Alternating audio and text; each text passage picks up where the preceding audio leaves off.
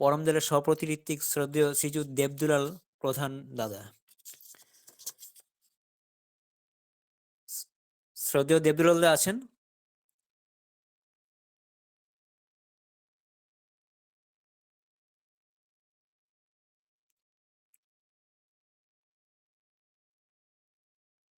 সম্ভবত শ্রদ্ধেয় দাদা এখনো যুক্ত হতে পারেননি।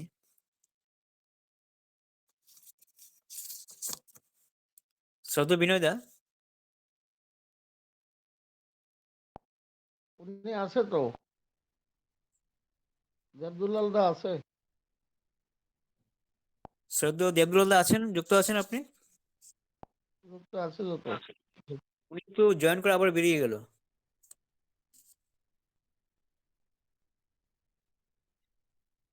জয়গুরু। জয় গুরু, জয় গুরু। দাদা আপনি ইষ্ট প্রশ্ন শুরু করুন। আপনি 30 মিনিট ইষ্ট প্রসঙ্গ করবেন।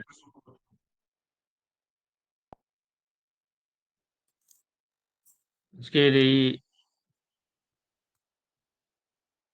প্রভাতকালীন সৎসঙ্গে উপস্থিত সমস্ত ভক্তবৃন্দ, শ্রদ্ধেয় দাদারা, কল্যাণী মায়েরা, সবাইকে আমার অন্তরের শ্রদ্ধা জয়গুরু জানাই। আজকে এই সৎসঙ্গে যারা অর্গানাইজার আছেন, তাদের এই প্রয়াস আমাদের সকলকে ইষ্টভাবে উদ্বুদ্ধ করার যে প্রয়াস, তাদের প্রতি আমি আমার কৃতজ্ঞতা জানাই। পরম দয়ালের ভক্তিমূলক সঙ্গীত কীর্তন যেগুলো পরিবেশিত হলো, ঠাকুরের কথা তো অনন্ত অসীম। আমরা প্রতিনিয়ত সেই অনন্তের পথে চলার একটা প্রেরণা পাচ্ছি।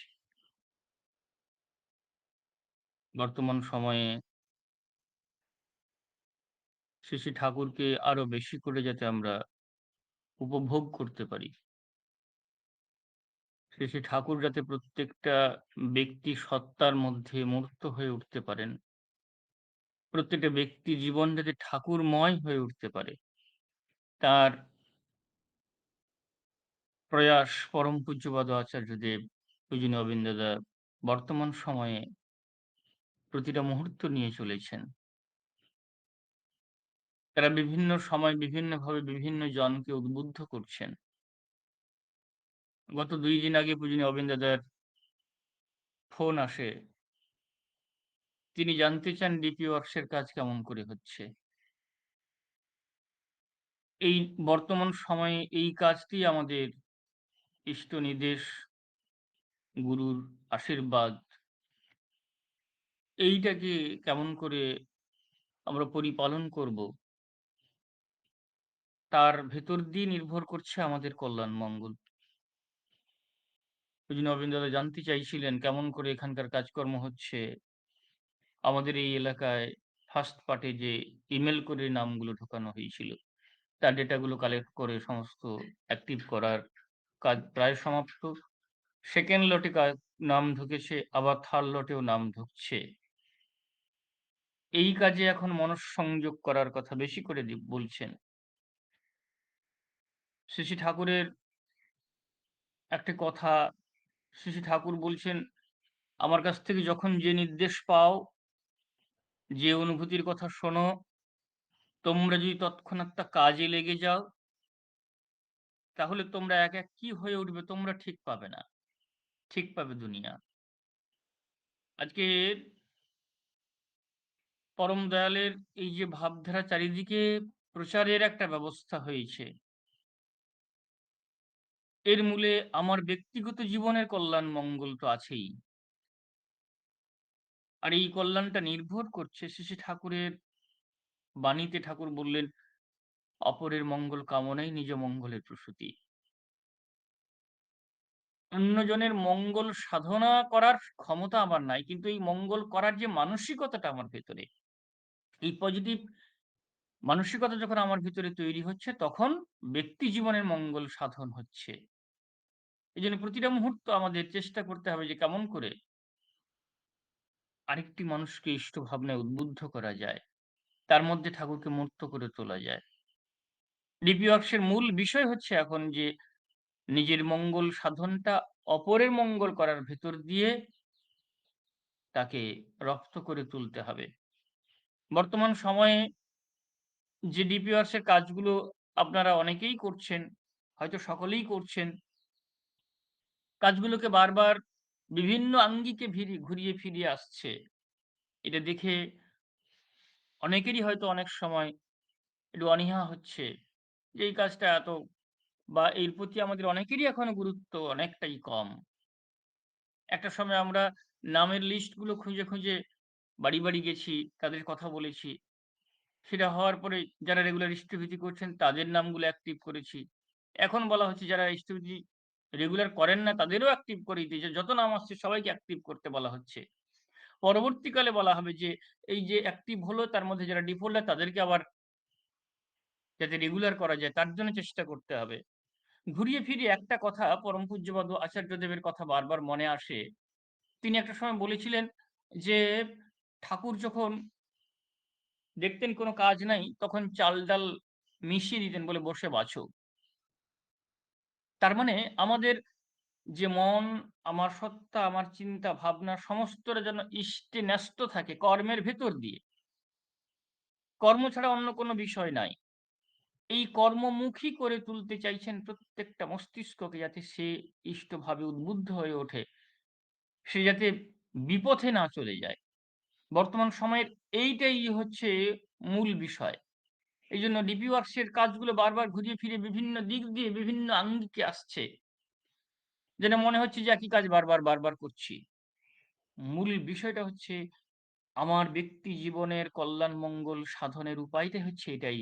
পরম পূজ্যপাদ শ্রী দাদার কথার সূত্র ধরে বলতে হয় আমরা অনেকেই শুনেছি লকডাউনের মধ্যে তিনি একটি কথা বলেছিলেন, যখন করোনার চরম একটা মুহূর্ত ছিল, করোনার সেই সময় বহু মানুষের প্রাণ অবসান ঘটেছিল। সেই সময় আমরা সকলে ভীত সন্ত্রস্ত ছিলাম করোনা নিয়ে। চরম পিকআপের মুহূর্তে সেই সময় তিনি বলেছিলেন করোনা থাকবে না, চলে যাবে। তার এই কথাটা আমাদের মধ্যে একটা আশার সঞ্চার করেছিল। আমাদেরকে অনেকটা আশ্বস্ত করেছিল। কিন্তু তার পরবর্তী কথাটি ছিল, এর চেয়েও ভয়ংকর দিন আসছে যেদিন ঠাকুর ছাড়া অন্য কোনো পথ নাই। পরম পূজ্যপাদ শ্রী দাদার সেই কথার সূত্র ধরে বলতে হয় যে সামনে আমাদের যে দুর্দিন আসছে এই সময়ে ঠাকুর ছাড়া অন্য কোনো পথ নাই ভেবে পূজ্যপাদ আচার্যদেব, পূজ্য নবীন দাদা মানুষদের আমাদেরকে সকলকে কেমন করে ইষ্ট প্রেরণায় উদ্বুদ্ধ করা যায়, কেমন করে আমার নিজের কল্যাণ মঙ্গলটা আমি বুঝি না। শ্রী ঠাকুর একটা জায়গায় কথা প্রসঙ্গে বলেছিলেন যে তোমার মঙ্গল কি হয় তুমি জানো না, তিনি জানেন। তাই তুমি কি চাও সেটা বড় কথা নয়, তিনি কি চান সেটা শোনো, সেই মতো করে চলো। কি সাংঘাতিক কথা, কত দরদি কথা। তিনি যে আমাদের অভিভাবক, তিনি আমাদের কথা ভাবছেন, আমাদের শুধু ভাবছেন নয়, আমাদের কল্যাণ মঙ্গল সাধন করেই তিনি ছাড়বেন। এই যে তার প্রতিজ্ঞা এবং সেই কর্মে আমাদের সবাইকে শামিল হওয়ার কথা বলছেন। তাহলে আমার চাওয়াটা বড় কথা নয়। তিনি যা চাইছেন সেই কাজটি আমাকে সম্পাদন করার ভিতর দিয়ে আমার ভিতরের তাকে মূর্ত করে তুলতে হবে। প্রত্যেকটা অন্তরের মধ্যে যখন তিনি মূর্ত হয়ে উঠবেন তখন বিশ্বের যত বড়ই অশুভ শক্তি আসুক না কেন, সে আমাকে সাবাড়ে নিয়ে যেতে পারবে না, আমাকে ধ্বংস করতে পারবে না। শ্রী ঠাকুরের কথা একটি জায়গায় ঠাকুর বলছেন, আমি যে আদর্শ তোমাদের সামনে স্থাপন করেছি, যে আদর্শের কথা তোমাদের বলেছি, তাতে নিষ্ঠা, অনুরাগ, অনুসরণে অল্পই হোক বিস্তরই হোক, যতটা সক্রিয় অভিব্যক্তি দেবে ইষ্টানুগ স্বার্থে স্বার্থান্বিত হয়ে, দুনিয়ার কোনো শক্তি নেই তোমাদের সাবাড়ে নিয়ে যায়, ধ্বংস করে দেয়। পরমদয়াল এত বড় কথা বললেন যে তিনিই বলছেন তোমাদের ধ্বংস করে দিতে কেউ পারবে না, সাবাড়ে কেউ নিয়ে যেতে পারবে না।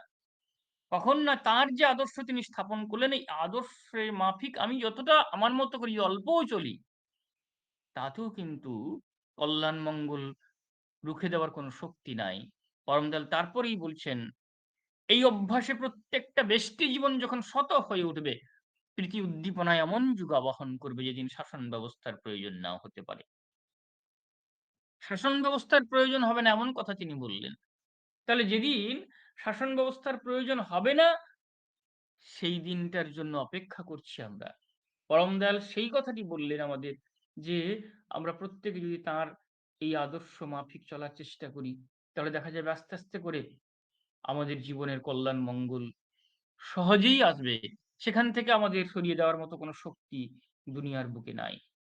পরম দয়াল সেই কথাটিই বললেন। আজকে আমাদের প্রত্যেকের মধ্যে সেই ভাবটাকে সৃষ্টি করতে হবে। তাঁর ইচ্ছাটাকে পূরণ করার জন্য আমাদের সকলকে কাজে লাগার চেষ্টা করতে হবে। সবাইকে সেইভাবে উদ্বুদ্ধ করার কথা তিনি বলছেন। বর্তমান সময়ে এই ডিপি ওয়ার্কসটি কেমন করে করা যায়? তার জন্য আমাদের সকলকে সচেষ্ট হতে হবে। প্রত্যেকটা মানুষের মধ্যে এই অশুভ শক্তিটা কেমন করে দূরীভূত করা যায়? শ্রী ঠাকুরকে একটা সময় প্রশ্ন করা হয়েছিল, "ঠাকুর, আপনি প্রত্যেকটা মানুষকে সৎ হওয়ার কথা বলছেন। বিশ্বের সবাই যদি সৎ হয়ে যায় তাহলে অসৎটা যাবে কোথায়?" এই প্রশ্ন শুনে পরম দয়াল বলছিলেন, "আলো জ্বলেছে, অন্ধকার কোথায় গেল? যখন আলো জ্বলে তখন অন্ধকার কোথায় থাকে?" শ্রী ঠাকুর নিজেই বললেন, "আলোর পরিধির বাইরে অন্ধকার অপেক্ষা করে থাকে। তেমনি সতের বা সত্তার বাইরে অসৎ অপেক্ষা করে থাকে, সত্তার পরিধির বাইরে অসৎ অপেক্ষা করে থাকে।" শ্রী ঠাকুর বলছেন। তাহলে প্রত্যেকটা মানুষ যখন সৎ হয়ে চলবে তখন অসৎটা পৃথিবী থেকে নিশ্চিহ্ন হয়ে যাবে না।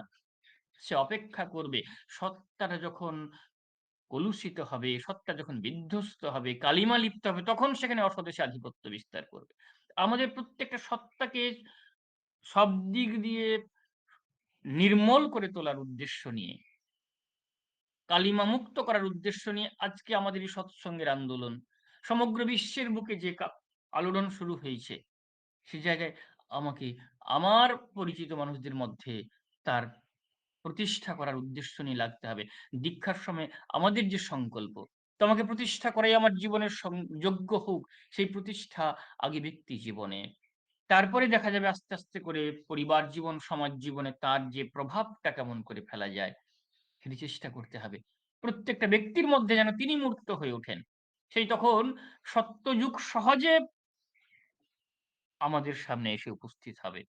আজকে পরম দয়াল তাই চাচ্ছেন। পরম পূজ্যপাদ আচার্যদেব এই ডিপি ওয়ার্কসের কাজের ভেতর দিয়ে কত মানুষের জীবনের অসাধ্য সাধন ঘটিয়েছেন, কত মানুষের জীবনে অমঙ্গলকে রুখে দিয়েছেন। আপনারা অনেকেই জানেন ডিপি ওয়ার্কস করতে বর্তমান সময়ে যে যারা টিনেজার, তাদের জীবনের যে ভুল পথে চলা বা পাড়ি দেওয়াটা শুরু করেছিল তারা, আস্তে, আস্তে করে তারা স্বাভাবিক পথে ফিরে আসছে। এই যে জায়গাটি, এইখান থেকে আমাদের নিজেদের রক্ষা করার ছাড়া অন্য কোনো পথ নাই। পরম পূজ্যপাদ আচার্যদেবের কাছে একটি মা গিয়ে অসহায় হয়ে যখন নিবেদন করলেন, ডাক্তারবাবু বলেছেন তিনি কোনোদিন মা হতে পারবেন না। এই মা হতে না পারার যে ব্যথা, কষ্ট, যন্ত্রণা, একমাত্র আমাদের যে বলছিলাম আমার অভিভাবক তিনি আছেন আমাদের জীবনের, তার কাছে আমাদের গিয়ে সমস্ত ব্যথা বেদনা সমস্ত উজাড় করে দিয়ে ঢেলে আমরা মালিন্যমুক্ত হয়ে আমরা জীবনে সব দিক দিয়ে নিরাপদ আশ্রয় মনে করি সেখানটায়। আমাদের সমস্ত সমস্যার কথা গিয়ে নিবেদন করে আমরা সমস্যা মুক্ত হই। সেই মাটিও নিবেদন করছেন নিরুপায় হয়ে। যখন আমাদের সমস্ত রকম প্রয়াস ব্যর্থ হয়, তখন সেখানে গিয়ে আমরা সেই জায়গা থেকে বেরিয়ে আসি। সেখান থেকে তিনিই রক্ষা করেন আমাদের। তো সেই মাটি যখন নিবেদন করলেন, পূজ্যপাদ আচার্যদেব বললেন, "ডাক্তার যখন বলেছেন, তার উপরে তো কিছু হতে পারে না। তবে এর চেয়ে বেশি কিছু ক্ষতি তো হবে না। তুমি ৩ মাস ডিপি ওয়ার্কস করে আসো।" মাটি ৩ মাস ডিপি ওয়ার্কস করলেন। ৩ মাসের পরে তিনি গিয়ে বলছেন, তিনি মা হতে চলেছেন। এর কোনো ব্যাখ্যা হয় না। একটি মানুষ যখন ইষ্টময় হয়ে ওঠে, তখন অশুভ শক্তিটা তার থেকে দূরে চলে যায়। তিনিই তখন মূর্ত হয়ে ওঠেন। তিনি সেখানে প্রকট হয়ে ওঠেন। তখন অসাধ্য সাধন হয়।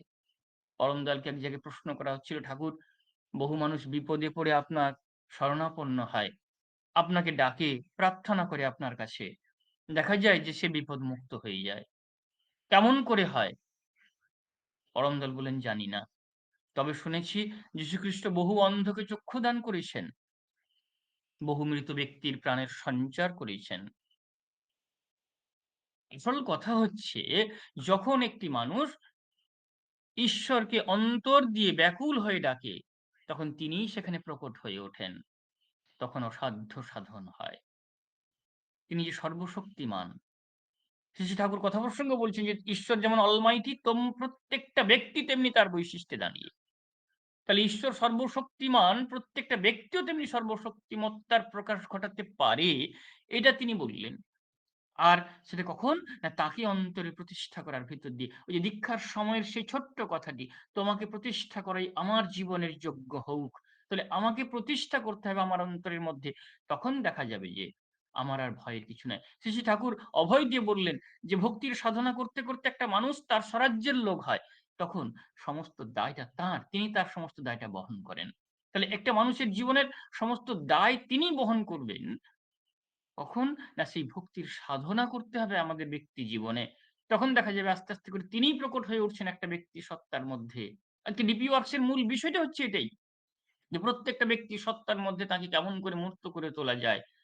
তখন দেখা যাবে যত রকম যা কিছু দুর্যোগ আসুক, যা কিছু অশুভ শক্তি আসুক না কেন, এই শুভের প্রকাশ যখন প্রত্যেকটা অন্তরের মধ্যে হচ্ছে, অশুভ সেখানে থাকবে না, ভয় পাবে। এটি সহজ চিরন্তন শাশ্বত কথা, কিন্তু তাও আমরা অশুভকে, অমঙ্গলকে, অসৎকে ভয় পাই।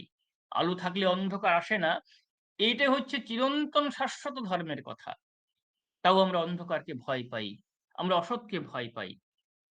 কারণ, না, আমার অন্তরের মধ্যে সেই আলোটা তখনও প্রজ্বলিত হয়নি।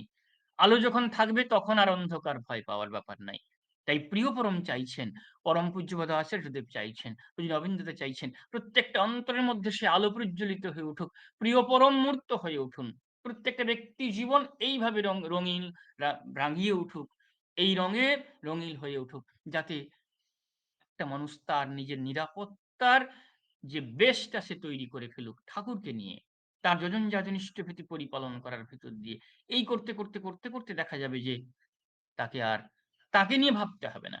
তখন সমগ্র বিশ্বের কল্যাণ মঙ্গলটা সহজে সম্ভব হবে। আজকে সৎসঙ্গের যে মূল উদ্দেশ্য, সেটাকে সাধন করবার জন্য পরম পূজ্যপাদ আচার্যদেব এই যে প্রয়াস নিয়েছেন, আমাদের প্রত্যেকের অন্তরের মধ্যে তাকে মূর্ত করতে হবে। এই যজন যাজন ইষ্টভীতি ছাড়া অন্য কোনো পথ নাই। দাদার সেই কথাটি, যে ঠাকুর ছাড়া অন্য কোনো পথ নাই। ঠাকুরকে নিয়ে আমাদের কতটা আনন্দে থাকা যায়, কতটা মশগুল হয়ে থাকা যায়, এবং আমার পরিচিত মানুষদের মধ্যে কেমন করে তা চালিয়ে দেওয়া যায়, তা আমাদের চেষ্টা করতে হবে। এই হচ্ছে মূল বিষয় বর্তমান সময়ের। অন্য বিষয়ের দিকে যাওয়ার আর কোনো অবকাশই নাই। কারণ তিনি যা বলছেন সেই কথাটাই আমাদের এই সময়ের পালন করার দরকার। তখন দেখা যাবে যে আমার আচার্যদেবও খুশি হলেন।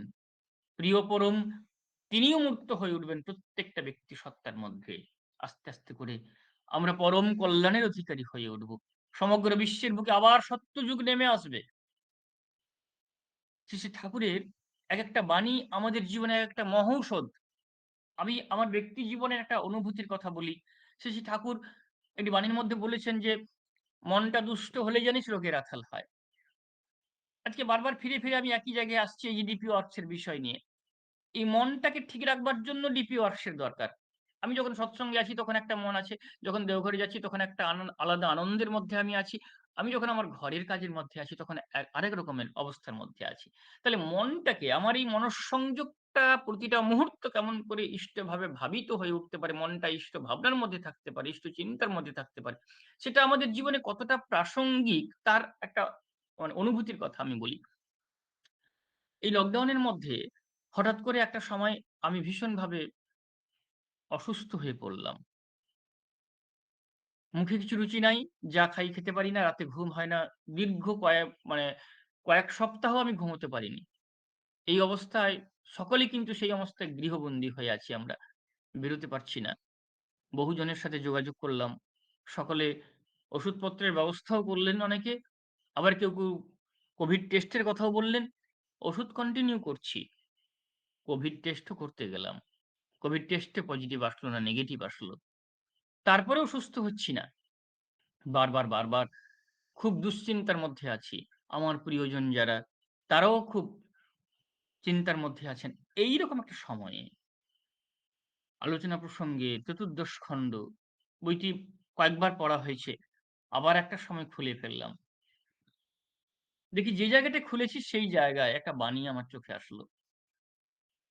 শ্রী, শ্রী ঠাকুরের এটি কথা পরম পূজ্যপাদ মেজদা বলেছিলেন কথাটি যে, ঠাকুরের সাথে কথা বলতে গেলে তার বই পড়তে হয়। পূজ্যপাদ মেজদারই কথা। তো আমি সেই সময় বইটা খুলে ফেলতে একটা বাণী আমার চোখের সামনে আসলো। বাণীটা ছিল, "ইষ্টনিষ্ঠ সুখ উদ্দাম মন, অসুখ বিসুখের ধারে ধারে কম।" এই বাণীটি পড়ার মুহূর্তেই আমার ভেতরে একটা শক্তির সঞ্চার হলো। আমি ভাবলাম যে আমি এতটা দুর্বল, আমার ইষ্টকে আমার মধ্যে আমি রাখতে পারিনি।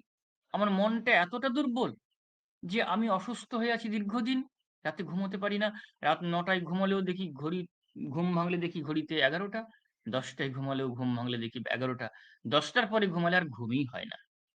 এই ১১টা থেকে বাড়ির সবাই যখন ঘুমোচ্ছে তখন আমাকে বসে থাকতে হয়। ঠাকুরের সামনে এসে বসে আছি। কয়েক সপ্তাহ এরকম পেরিয়ে গেল। যখন আমি কোনমতে সুস্থ হচ্ছি না, ওষুধ খেয়েও সুস্থ হচ্ছি না, তখন সেই সময় ঠাকুরের সেই বাণীটি যেন আমার কাছে একটা অমৃতের মতো করে আমার জীবনে মহৌষধ হয়ে আসলো। বাণীটি পড়ার মুহূর্তে আমার ভেতরে একটা শক্তির সঞ্চার হলো। আস্তে করে আমি স্বাভাবিক হলাম। এই অসুস্থতার সূত্রপাতটা কোথায়? লকডাউনের মধ্যে। হঠাৎ করে একদিন রাতে ফোন আসলো। আমার প্রিয়জন, কোন একজন, আমাদের এই এলাকার একজন গুরু ভাই, একজন চিকিৎসক তিনি। তিনি হঠাৎ করে মারা গেছেন। এটা শোনার পরে আমার কাছে বহু ফোন আসতে লাগলো। আমি ফোনটা সুইচ অফ করলাম, ঘুমোতে গেলাম। তারপর থেকে আমার আর ঘুম হয়নি।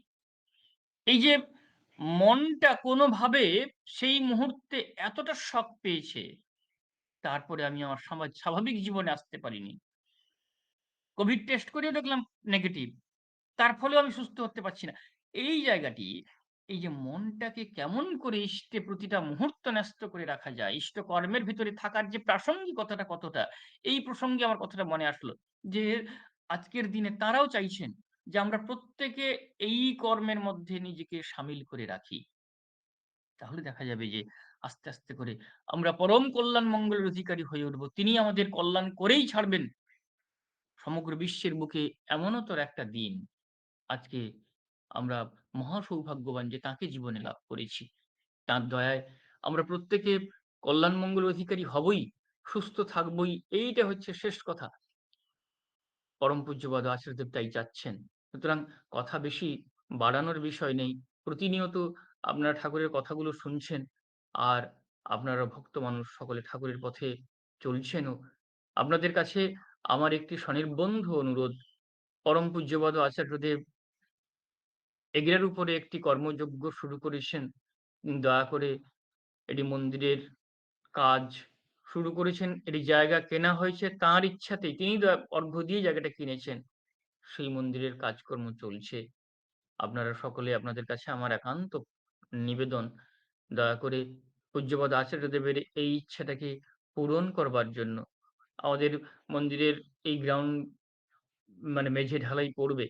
এই সময়ে আপনারা সকলে একটু সহযোগিতা করে আমাদের সেই কাজের ক্ষেত্রে যদি সহযোগিতা করি, অর্ঘ্যাদি দানের ভেতর দিয়ে সহযোগিতা করেন, তাহলে খুব তাঁর ইচ্ছাটাকে আমরা পূরণ করতে পারবো।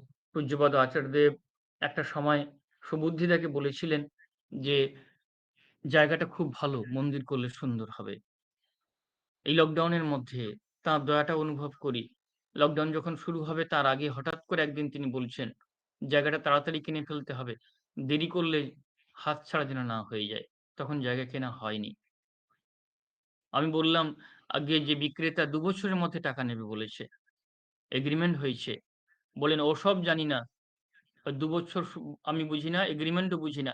যা করতে হবে ইমিডিয়েটলি করতে হবে। দেরি করলে যেন জায়গা না হাতছাড়া হয়ে যায়।" বোঝা গেল? আমি আজ্ঞে বললাম।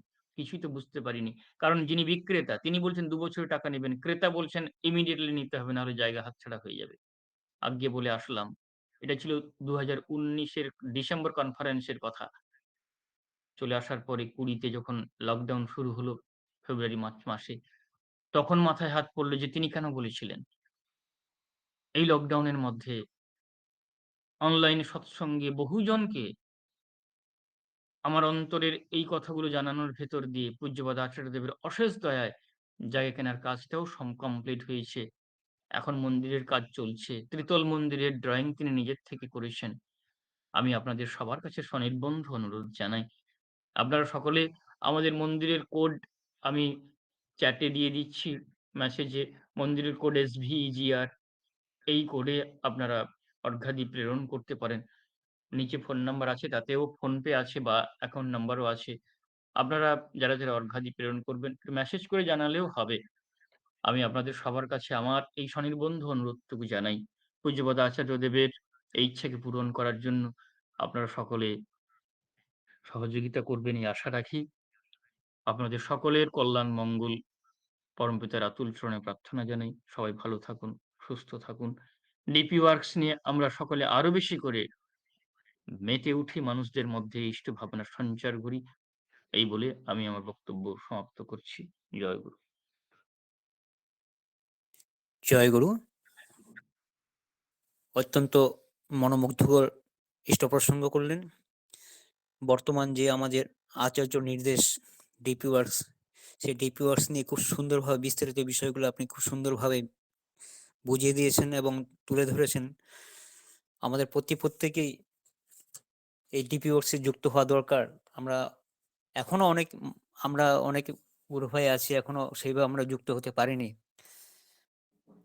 আমাদের এই জীবন চলনায় আমরা কিভাবে সুস্থ সুন্দর হয়ে থাকবো, আমাদের জন্য আচার্যদেব প্রতিনিয়ত তারা দিনরাত আমাদের জন্য চিন্তা করে যাচ্ছেন এবং আমরা কিভাবে সুস্থ থাকবো, সুন্দর থাকবো। কাজেই বর্তমান যে আশীর্বাদ দিয়েছেন সেটা আমাদের ভালোর জন্যই। কাজে আমাদের প্রত্যেকের দরকার আমরা সেই ডিপি ওয়ার্কসের জন্য আমরা যুক্ত হই। কারণ আমরা নানাভাবে কায়দা কৌশল করে অনেক মানুষকে আমরা পরমদের সাথে যুক্ত করেছি দীক্ষা দিয়ে, কিন্তু তারপর আমরা তাদের সাথে সেভাবে যোগাযোগ রাখতে না পারায় অনেক মানুষ ঠাকুর থেকে অনেক দূরে সরে চলে গেছেন। যার জন্য আজকে আমাদের এই আশীর্বাদ আসছে যে আমরা প্রত্যেকের জন্য এই যাজন প্রক্রিয়ায় প্রতিনিয়ত আমরা লেগে থাকতে পারি, যার জন্য এই ডিপি ওয়ার্কসের আশীর্বাদ। কারণ পরমদেব যেমন দাদা বললেন যে আমাদের যখন কোনো কাজ না থাকে তখন চাল ডাল একসাথে মিশিয়ে দিতেন যেন আমরা তার কাজে লেগে থাকি আর কি, চাল ডাল সে বেঁচে দেওয়ার জন্য। যাই হোক, তো পরমদয়াল তাই এক জায়গায় লিখেছেন যে এই সমারঙ্গনে একটা মুহূর্ত যেন তোমাদের অযথা ব্যয়িত না হয়। পরম পিতার ইচ্ছা ও চাহিদা পূরণই তোমাদের একমাত্র কাজ। প্রাণের ব্যাকুলতা নিয়ে, কঠোর সংকল্প নিয়ে, তীব্র সম্বেগ নিয়ে লেগে যাও তোমরা, দেখবে তোমাদের তপস্যার মহিমায় সম্ভব হয়ে উঠবে। কাজেই আমাদের প্রতিনিয়ত তার কাজে যুক্ত হয়ে থাকা দরকার। কারণ যাজন প্রক্রিয়া থেকে আমরা অনেকটা দূরে সরে চলে গেছি। যাই হোক, আমরা যদি ভালো থাকতে চাই, সুস্থ থাকতে চাই, প্রতিনিয়ত যেন আমরা তার কাজে লেগে থাকি, এটাই কাম্য। এবং বর্তমান যে আশীর্বাদ, সেই আশীর্বাদ তার ইচ্ছা আমরা পূরণ করে আমরা জীবনকে যেন সুন্দর করে তুলতে পারি, এটাই আমাদের একমাত্র কাজ। যাই হোক, আজকের ইষ্ট প্রসঙ্গ থেকে আমরা অনেক কিছু জানতে পারলাম। আপনি সুস্থ থাকুন, স্বাস্থ্য থাকুন এবং এভাবেই প্রতিনিয়ত পরম কথা পরিবেশন করে মানুষকে তার পথে আরো যেন এগিয়ে নিতে পারেন, এটাই কামনা করছি। আমি আপনার পরিবার, পারিপার্শ্বিক সকলের শান্তি, স্বস্তি এবং সর্বাঙ্গীন মঙ্গল প্রার্থনা করছি পরমদাদা রাত্রিজীর চরণে। দাদা, আপনি ভালো থাকবেন। জয় গুরু দাদা। জয় গুরু, জয় গুরু। আপনারা সবাই ভালো থাকুন। পরমপিতার কাছে প্রার্থনা জানাই। জয় গুরু।